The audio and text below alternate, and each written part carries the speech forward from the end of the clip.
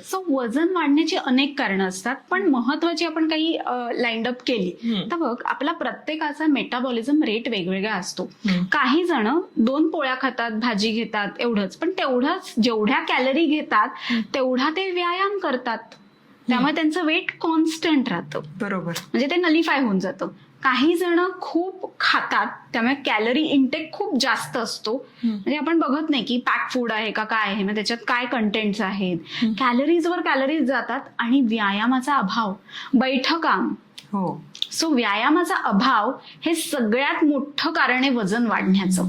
आणि त्यामुळे काय होतं माहितीये, एका लेवलला आपण एका अशा स्टेजला येतो की वजन हलतच नाही. स्टबन होऊन जातं. स्टबन होतं, म्हणजे किती एक्सरसाइज केला तरी ते उतरत नाही. म्हणजे ती व्यक्ती असं एक्सप्लेन करून सांगते की मी दिवसभरात 2 तास घाम गाळतेय, 40 मिनिटं चालतेय, तरी का कमी होत नाही. मग ह्याला कारण हार्मोनल इम्बॅलन्स पण असू शकतो, की आपण ब्रेनला काही आपल्याकडनं सिम्पटम्स जातात ना. बघ, आता कधी कधी आपल्याला बरोबर 1 वाजताच आपल्याला भूक का लागते, कारण आपल्याला त्या वेळेची सवय झालेली असते. तसं मग आपल्या शरीराला होतं की ह्या वेळेला हे खायचंय, तशी भूक लागते. आणि मग ते वजनाची पण शरीराला तशी सवय होते, हार्ट पंपिंगला पण तीच सवय होते की अरे एवढंच वजन आपले, हे एवढंच मेंटेन राहिलं पाहिजे. आणि मग ते कितीही प्रयत्न केले, व्यायाम केला, तरी ते वजन आपलं उतरत नाही.